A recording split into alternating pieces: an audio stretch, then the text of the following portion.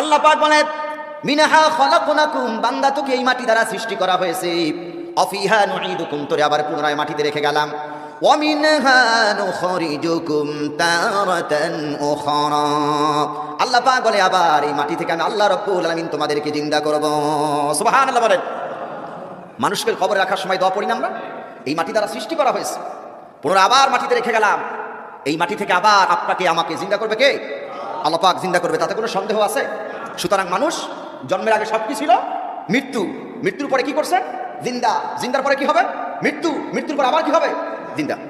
শুধু লক্ষ্য করুন, এখন আল্লাহ পাক বলেন আমি মানুষদেরকে কেমন করে বানালাম, মানুষদেরকে কেমন করে সৃষ্টি করলাম, তৈরি করলাম।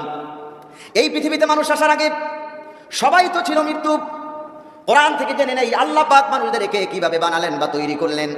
আপনি আমি ছিলাম পিতার ওভাম আর মায়ের স্তরমটজন শকীট এবং ডিম্বাণু, এই দুটার ভিতরে আপনি আমি বিভক্ত ছিলাম। আল্লাহ পাক বলেন পিতার পৃষ্ঠদেশ থেকে আর মায়ের বক্ষ পিঞ্জর থেকে এক ফোঁটা নাপাক রক্তকে আল্লাহ রাব্বুল আলামিন মায়ের গর্ভের ভিতরে জমাট রক্তে পরিণত করলেন। এরপরে আল্লাহ রাব্বুল আলামিন আপনাকে আমাকে বানালেন। সুবহানাল্লাহ বলেন। পিতার পৃষ্ঠদেশ থেকে এক ফোঁটা নাপাক রক্ত আর মায়ের বক্ষ পিঞ্জর থেকে কয় ফোঁটা? এক ফোঁটা। এই দুই ফোঁটা নাপাক রক্ত দিয়ে আল্লাহ পাক আপনাকে আমাকে তৈরি করছে। সুবহানাল্লাহ। আল্লাহর কোরআন বলে ثم خلقنا النطفة علقة فخلقنا العلقة مضغة فخلقنا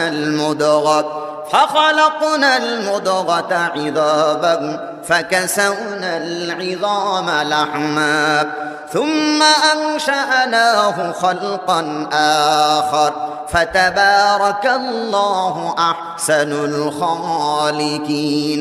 আল্লাহ পাক বলেন পিতার পৃষ্ঠদেশ থেকে আর মায়ের বক্ষ পিঞ্জর থেকে স্বামী এবং স্ত্রীর মিলনের মাধ্যমে আমি আল্লাহ পাক মাতৃগর্ভের ভিতরে এক ফোঁটা নাপাক রক্ত দিলাম। ওই নাপাক রক্ত ফোঁটাকে আমি আল্লাহ 40 দিন বসে জমাট রক্ত বানালাম।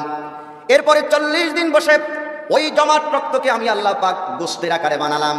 এরপরে 40 দিন বসে আমি আল্লাহ পাক ওই গোস্ত টুকরার উপরে চামড়া দিলাম, রগ দিলাম, ছাউনি দিলাম। এরপরে আমি 120 দিন বসে আল্লাহ পাক মাতৃগর্ভের ভিতরে তোমাদেরকে বানালাম। জোরে কোন সুবহানাল্লাহ। কয়দিন? 120 দিন। 40 দিন বসে আল্লাহ নাপাক রক্তটাকে জমাট রক্ত থেকে আল্লাহ বানালেন গোস্ত থেকে আল্লাহ তাআলা বানালেন মানুষের আকার আকৃতি বানালেন। মায়ের পেটের ভিতরে এমন একটা জায়গায় আল্লাহ পাক বানালেন ফি করারিম মাকিন, একটি সুরক্ষিত জায়গা, এমন একটা প্যাকেটের ভিতরে আল্লাহ পাক আপনাকে আমাকে বানালেন। সুবহানাল্লাহ বলি। যেখানে কোনো আলো নাই, বাতাস নাই, যেখানে ঠান্ডা না গরম না, অন্ধকার।